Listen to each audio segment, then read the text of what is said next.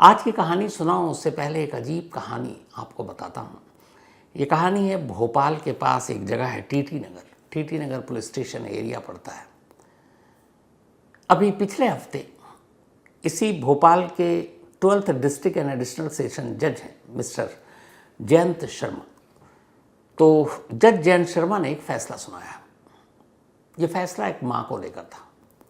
एक माँ जिसे एक जुड़वा बच्चा पैदा हुआ, दोनों बेटे, और दोनों बच्चों के पैदा होने के ठीक 17 दिन बाद इसी माँ पर अपने दोनों बच्चों के कत्ल का इल्ज़ाम लगा।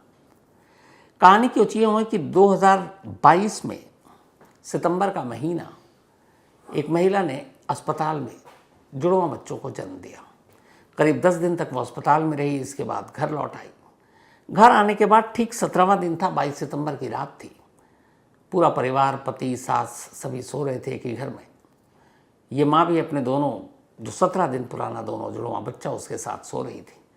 सुबह हुई तो अचानक घर वालों ने देखा कि माँ और दोनों बच्चे गायब हैं। सब परेशान, इधर उधर फ़ोन किया, फ़ोन भी बंद।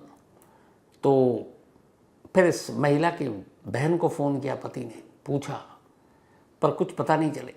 थोड़ी देर के बाद अचानक इसी पत्नी का फ़ोन आता और वो कहती है कि मैं फ़लाने जगह पर हूँ, मैं वॉशरूम गई थी और पता नहीं किसी ने हमारे दोनों बच्चों को चुरा लिया, ये किडनैप कर लिया। सुनकर पति भी परेशान, सब भाग कर आते हैं। फिर महिला से पूछते हैं, वो कहती मैं बाहर अपने दोनों बच्चों को रख कर वॉशरूम गई थी और बाहर उसके बाद आई तो दोनों गायब थे। इसके बाद ये लोग जाकर पुलिस स्टेशन में रिपोर्ट लिखा देते हैं बच्चों की चोरी या किडनैपिंग की। अब पुलिस मामले की तफ्तीश करती है, तमाम CCTV कैमरे देखती है।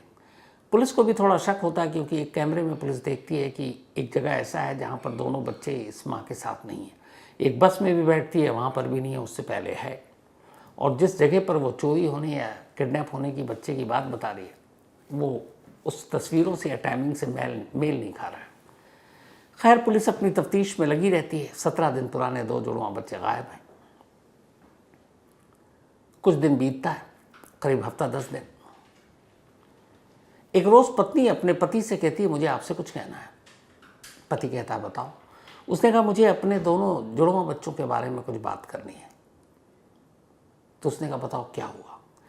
उसने कहा, नहीं, मैं जो पूरी बात है वो आपको नहीं बताऊंगी, मुझे आप पुलिस स्टेशन लेकर चलें, मैं पुलिस के सामने ये बात बताना चाहती हूँ। पति परेशान कि ये क्या बात कर रही है, पर वो जिद पर अड़ी रही। उसने कहा, आप मुझे पुलिस स्टेशन ले चलिए। पति अपनी पत्नी को पुलिस स्टेशन लेकर जाता है। अब पत्नी पुलिस के सामने है। पुलिस वाला कहता है, जी बताओ, आप दोनों जुड़वा बच्चों के बारे में क्या जानती हो, क्या बताना चाहती हो। पत्नी अपने पति की तरफ देखती है, वो वहीं मौजूद था। उसने कहा, नहीं, इनके सामने नहीं कहूँगी। पुलिस वाले पति को बाहर कर देते हैं। इसके बाद पत्नी कुछ बताती है। फ़ौरन उसके बाद पुलिस उस पत्नी को अपने साथ गाड़ी में बिठाकर एक जगह पर ले जाती है, एक सुनसान जगह पर, एक निर्माणाधीन इमारत। वहाँ जाती है तो 2 कंकाल मिलते हैं। दिख कर लग रहा था साफ क्यों नहीं दोनों बच्चों के। वो जो जगह थी वहाँ जानवर और सारी चीज़ें थी, तो हालत ख़राब थी लाश की। पुलिस उठाती है, उसके बाद उसको भेजती है। DNA होता है, मैच कर जाता है, पता चला ये वही दोनों जुड़वा बच्चे हैं जो इस पत्नी के हिसाब से, इस माँ के हिसाब से वॉशरूम से बाहर निकली तो गायब हो गया था। असल में पुलिस यहाँ इसलिए पहुंची थी कि जब पति बाहर गया थाने से पत्नी के कहने पर और पुलिस के कहने पर, तो पत्नी ने पुलिस को बताया कि मेरे दोनों बच्चों को किसी ने किडनैप नहीं किया, ना किसी ने उनकी चोरी की, बल्कि मैंने ही उन दोनों को मारा। मैंने उन दोनों का गला घोंटा और गला घोंटने के बाद सारे कपड़े हटाए और वहीं दोनों की लाश फेंक दी और चली आई। बट अब अचानक मुझे लगा कि नहीं, ये बात छुपानी नहीं चाहिए, मेरी अंतरात्मा गवारा नहीं कर रही है, इसलिए मैं आपको ये बता रही हूँ। अब इसके बाद डबल मर्डर का जाहिर सी बात है मामला बना। पुलिस ने केस दर्ज किया, उस माँ उस पत्नी को गिरफ्तार किया, चार्जशीट दाखिल हुई, 3 साल तक मुकदमा चला और 3 साल लंबे इस मुकदमे के बाद आखिरकार 12th district and additional session जज जयंत शर्मा जी ने फैसला सुनाया। उन्होंने उस माँ को उम्र कैद की सज़ा दी। उनका कहना था कि कायदे से सज़ा तो डेथ पेनल्टी यानी मौत की बनती है, लेकिन मौत की सज़ा उसके लिए कम होगी क्योंकि एक झटके में उसके हिस्से में मौत आ जाएगी। उम्र कैद इसलिए ताकि वो जब तक जिंदा रहे उसे एहसास हो, और ये लंबी और कड़ी सज़ा इसलिए भी दे रहे हैं क्योंकि एक माँ को लेकर हमारे समाज में, सोसाइटी में, परिवार में एक जो पहचान है वो अलग है। और यहाँ एक माँ अपने 17 दिन सिर्फ जिसको पैदा हुआ है उसे मार डाला। हालांकि पूछा गया उस माँ से कि यहाँ पे ये भी नहीं कि जुड़वा बेटी हुई हो कि तुम परेशान हो। इनकी एक बेटी पहले भी थी, 4 साल की शायद। तो यहाँ तो दोनों बेटे हुए हैं। बहुत सारे ऐसे केसेस हैं जिसमें बेटी पैदा होने पर लोग मार देते हैं, हालांकि अब ये चीज़ें कम हो रही हैं। बट जुड़वा बेटे थे, फिर तुमने क्यों मारा? बार बार ये सवाल उस माँ से पूछा गया। उसने हमेशा एक ही जवाब दिया। उसने कहा मुझे खुद भी अंदाज़ा नहीं कि 22 सितंबर की उस रात हुआ क्या था। मैं सो रही थी, सुबह अचानक उठी, मैंने कहा मैं मायके जाऊंगी और दोनों बच्चों को लेकर निकली। फिर रास्ते में अचानक एक जगह पता नहीं मेरे दिमाग में क्या सवार हुआ और मैंने उन दोनों को गला घोंट कर मार डाला। इसके अलावा उसने कोई वजह ही नहीं बताई। उसने कहा अभी भी मुझे समझ नहीं आ रहा मैंने ऐसा क्यों किया, मैंने अपने हाथों से अपने दोनों बच्चों को क्यों मारा। कोई मोटिव, कोई रीज़न इस पूरे केस में कहीं सामने नहीं आया कि किस वजह से मारा गया, क्यों मारा, एक माँ ने ऐसा क्यों किया। वो यही कहती रही कि अचानक मुझे कुछ हुआ। अब वो अचानक क्या हुआ, इस सवाल का जवाब आज भी नहीं है, जबकि फैसला आ चुका है। तो उसने अचानक मारा। अजीब वारदात, अजीब कहानी इसे कहें। अब आते हैं आज की कहानी के ऊपर। लास्ट थर्सडे की बात है। नवसारी एक डिस्ट्रिक्ट है। इसी नवसारी में एक राइस मिल है, माँ आशा राइस मिल। ये नेशनल हाईवे के करीब, और ये राइस मिल दशकों से बंद है, यानी अब ये खंडर हो चुका है। यहाँ अब कुछ होता नहीं, सुनसान रहता है। इसीलिए कोई शख्स गुजर रहा था इसी राइस मिल के करीब से। अचानक उसे राइस मिल में एक लाश नज़र आती है। लाश देखकर वो पहचान गया ये एक लड़की की लाश है। कपड़े गायब थे, आधे कपड़े थे, आधे नहीं थे। लाश की हालत देखकर वो घबरा गया। इसके बाद फ़ौरन उसने पुलिस को खबर दी। पुलिस मौके पर पहुंचती है। जब मौके पर पहुंचती है तो वहाँ उसको एक डेड बॉडी मिलती है। पुलिस लाश को अपने कब्जे में लेती है। लाश की कुछ बची खुची जो तस्वीर थी, शक्ल थी, उसको लेकर आसपास के पुलिस स्टेशन में मैसेज देती है। फिर फोटोग्राफ सर्कुलेट कराती है कि अगर कोई गायब है तो बताओ। तभी एक महिला जिसका नाम नफीसा है वो पुलिस के पास पहुंचती है और कहती है कि साहब मेरी एक बहन है जिसका नाम सुहाना शेख है और वो करीब 2-2.5 महीने से गायब है। पुलिस ने पूछा कि ये है वो लड़की जिसे हमें लाश मिली। उसने तस्वीर देखी और कहा कि हाँ यही मेरी बहन है सुहाना, और ये 2-2.5 महीने से गायब थी। अब पुलिस ने पूछा कि ये सुहाना कौन है, क्या थी, कहाँ से गायब हुई। तो उसने कहा कि असल में सुहाना की शादी करीब 7 साल पहले हो चुकी थी। जिससे शादी हुई उसका नाम फैज़ल नासिर पठान था। इनका एक बेटा भी है 4 साल का। लेकिन 1 साल पहले इन दोनों के रिश्ते ख़राब हुए और बीते 1 साल से ये दोनों अलग रह रहे थे। तो उसकी बहन सुहाना जो है अब नफीसा के पास आ गई और वहीं रहने लगी। हालांकि बीच बीच में कभी कभी फैज़ल नासिर पठान आता था मिलने के लिए सुहाना से, लेकिन पिछले 2.5-3 महीने से या 2-2.5 महीने से वो गायब थी। अब पुलिस के सामने केस सुलझ गया कि राइस मिल से जो लाश मिली वो सुहाना शेख की है। सुहाना शेख फैज़ल नासिर पठान की बीवी है। 3 महीने से गायब थी। 3 महीने से उसका कोई मोबाइल भी नहीं चला। इसका मतलब है सारे इशारे हो रहे थे कि ये एक मर्डर, और मर्डर के पीछे रिश्ते ख़राब तो पति ही है। अब पुलिस ने फैज़ल नासिर पठान की तलाश शुरू की। नेक्स्ट डे पुलिस को फैज़ल नासिर पठान भी मिल जाता है। अब पुलिस उससे पूछताछ करती है और उसके बाद राइस मिल ले जाती है और कहती है कि तुमने अपनी ही पत्नी का कत्ल किया है। पहले तो नासिर अपनी जो पुलिस की बात है वो मान लेता, कहता हाँ साहब मैंने मर्डर तो किया है। तो पुलिस उसको मौके पर ले गई। मौके पर ले जाने के बाद फिर उसने तस्वीर दिखाई। जो तस्वीर दिखाई उसको देखकर नासिर पठान कहता है कि साहब मैंने कत्ल किया है, ये मैं एक्सेप्ट कर रहा हूँ, लेकिन मैंने इस लड़की का कत्ल नहीं किया जिसकी तस्वीर आप मुझे दिखा रहे हो। अब पुलिस की चौंकने की बारी। कातिल इकरार जुर्म कर रहा है, कह रहा है मैंने मारा है, पर कह रहा है ये वो नहीं है जिसकी आप तस्वीर दिखा रहे हो। तो पुलिस ने कहा ठीक से देखो, इसी लड़की की लाश थर्सडे को मिली है इसी जगह से, और ये तुम्हारी पत्नी है, तुम्हारी बीवी है, और ख़ुद तुम्हारी बीवी की बहन नफीसा ने इसकी शिनाख्त की है। कहता सर मैं फिर कह रहा हूँ आपसे, मैं कत्ल करने की बात कबूल कर रहा हूँ, लेकिन मैंने इस लड़की को नहीं मारा। ये वो लड़की नहीं है जिसकी लाश आपने थर्सडे को बरामद की है। अब पुलिस परेशान, फिर यहाँ पे ये ख्याल आ रहा कि अगर ये उसकी बीवी नहीं है तो उसकी बहन नफीसा ने क्यों झूठ बोला वो कैसे पहचान गई। और इस बीच जब ये लाश मिली, नफीसा ने पहचाना, तो नफीसा ने आकर पुलिस स्टेशन में अपनी बहन के अब कत्ल का मुकदमा भी दर्ज करा दिया, हत्या का मामला, और नामजद उसी के हस्बैंड यानी फैजल नासिर पठान को इसका कातिल करार दिया। पुलिस ने अब नासिर पठान को उठा तो लिया, लेकिन तस्वीर देखकर कह रहा है कि मैंने इसको नहीं मारा है। अब बार बार जब उसने कहा तो फिर पुलिस ने भी पूछा कि भाई तूने मारा किसको है।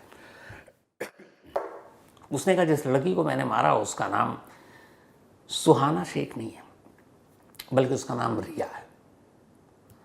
अब पुलिस फिर चक्कर में। बहन कह रही है उसकी बहन की लाश सुहाना, ये उसकी तस्वीर, वो उसकी पत्नी, साल भर से अलग, 2.5 महीने से गायब, और एक नया नाम ले रहा है रिया। तो पुलिस ने पूछा ये रिया कौन है। तब उसने बताया कि रिया मेरी दोस्त है, 1 साल से हम लिव इन में रह रहे हैं, और लास्ट 29 अक्टूबर की ये बात है। उसके साथ हम इस राइस मिल्स में आए घूमने के लिए, यहीं हमारा झगड़ा हुआ। इस झगड़े के बाद गुस्से में मैंने उसको सर पर मारा, फिर गला घोटा, उसका कत्ल किया और लाश यहीं फेंक कर चला गया। अब नासिर पठान ने कुछ और कहानी सुना दी, नया कैरेक्टर कहानी में रिया। अब उसके स्टेटमेंट पर चूंकि शक भी था, तो पुलिस ने सबसे पहले रिया के बारे में जानकारी हासिल करनी शुरू की। रिया के घर तक पहुंची, रिया के दोस्तों तक पहुंची, पता चला हाँ रिया है और नासिर पठान के साथ रह रही थी लिव इन में, लेकिन वो कुछ दिनों से गायब है।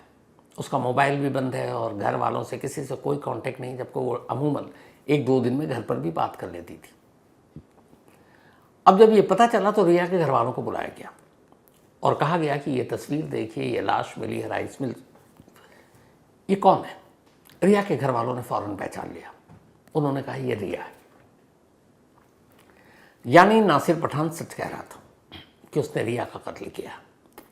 अब यहां मामला क्लियर हो गया, पुलिस ने डीएनए के लिए भी लाश को भेज दिया। लेकिन अब सवाल ये था कि नफीसा ने पुलिस को ये क्यों झूठ बोला। रिया की लाश को उसने अपनी बहन की लाश क्यों बताई, यानी सुहाना शेख की लाश क्यों बताई, यानी नासिर पठान की पत्नी की लाश क्यों बताई। अब पुलिस इस लाइन पर जब तफ्तीश कर रही है तो एक चीज़ और उलझा रही है पुलिस को, और वो ये कि चलो नफीसा ने झूठ बोला, हो सकता है तस्वीर में धोखा खा गई हो पहचानने में, लेकिन एक सच तो है। वो सच ये कि 2-2.5 महीने से सुहाना शेख गायब है।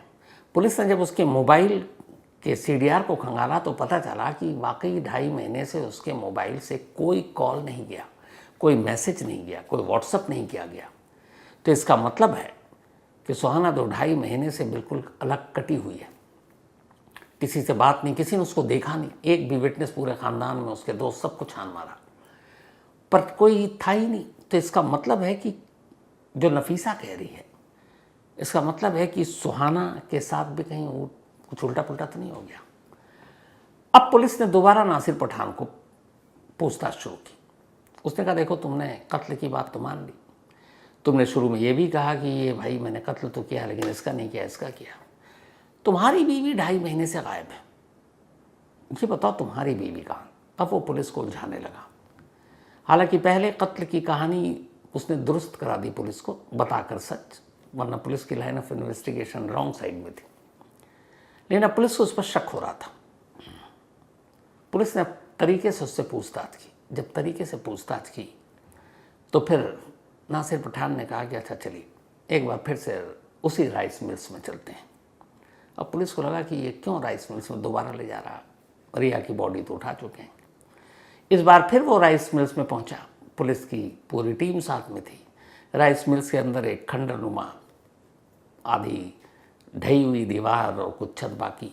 वहाँ जाने के बाद एक जगह रुकता है और कहता है यहाँ पे आप खुदाई कीजिए। पुलिस वाले मजदूर को बुलाते हैं, तो खुदाई होती है, अंदर से इंसानी कंकाल मिलता है। कंकाल बाहर आता है, उस कंकाल के साथ कुछ कपड़े थे। कपड़े नफीसा को दिखाए गए, उसने पहचान लिया कि उसकी बहन के कपड़े। कंकाल को पुलिस ने कब्जे में लिया। अब नासिर पठान से पूछा, फिर उसने कहानी सुनाई। उसने कहा असल में हमारी शादी को 7 साल हो गए। पत्नी हमेशा लड़ती, शक करती, ससुराल वालों ने भी मुझे ज़्यादा कुछ दिया नहीं। और फिर मेरी ज़िंदगी में रिया आई, तो रिया के आने की खबर उसे मिल गई, झगड़ा और बढ़ने लगा। 1 साल से फिर हम अलग हो गए। वो अपनी बहन के पास जाकर रहने लगी, पर हमारा एक 4 साल का बेटा था, वो दादी के पास रहने लगा। तो बेटे के चक्कर में दोनों पति पत्नी भी कभी कभी मिल लेते थे, लेकिन इधर वो ज़्यादा झगड़ा करने लगी। तो फिर एक रोज़ मैं गया घर, उसको साथ लिया और इसी राइस मिल्स में लाया। उससे आखिरी बार बात की, झगड़ा वैसे ही का वैसे ही। फिर मैंने उसे मार डाला। मारने के बाद फिर मैंने इसी जगह उसको दफना दिया। दफनाने के बाद चला गया। अब उधर रिया इसकी ज़िंदगी में थी। अपनी पत्नी का कत्ल करने के बाद, अपनी बीवी को मारने के बाद, इसी राइस मिल्स में जहां उसने दफनाया था, अगले 2 महीने में वो अपनी गर्लफ्रेंड रिया को लेके कई बार इसी राइस मिल्स में आया। यहाँ सन्नाटा था, सुकून था, वहीं बैठता। बट उसके अंदर 2 चीज़ें थी। एक तो वो लेकर आता, शायद उसे डर भी लगता। इंसान भूत प्रेत बाकी चीज़ों से डरता है। राइस मिल्स एकदम सुनसान जगह पर, तो अपनी गर्लफ्रेंड को लेकर आता वहाँ। तन्हाई के पल भी मिलते, और ये चेक करने के लिए आता था कि उसकी बीवी को जो उसने मारा और जो दफनाया है, वो लाश अभी तक वहीं है, किसी की नज़र तो नहीं पड़ी, किसी ने खुदाई तो नहीं कर डाली। तो बीवी के कत्ल के बाद अपनी गर्लफ्रेंड के साथ उसी मौका वारदात पर कई बार वो गया, सिर्फ चेक करने के लिए कि उसका वो राज अब तक बाहर तो नहीं आया। और फिर बीवी के कत्ल के बाद अब जब रिया के साथ भी उसका झगड़ा शुरू हो गया, तो उसे लगा कि ये भी आगे चलकर वही कहानी बनेगी। फिर उसने पूरी प्लानिंग के साथ 29 अक्टूबर को रिया को अपने साथ लिया और उसी राइस मिल्स में पहुंचा जहाँ पे बीवी का कत्ल किया था। बस उससे कुछ कदम की दूरी पर इस बार उसने अपनी गर्लफ्रेंड को मारा। मारने के बाद लाश छोड़कर चला गया था। उसे लगा कि बाद में आकर दफनाएंगे, सुनसान इलाका, कोई यहाँ आता नहीं है, आने के लिए हिम्मत चाहिए। लेकिन तभी किसी और शख्स जो वहाँ पहुँचा और उसने देख लिया और पुलिस को बता दिया। अगर उसे मौका मिल गया होता उस लाश को दफना देता, तो शायद इन दोनों लाशों का राज इसी राइस मिल्स में ही हमेशा के लिए दफन रहता। लेकिन आखिरकार पुलिस ने इस केस को सुलझा लिया। तो ये थी आज की कहानी।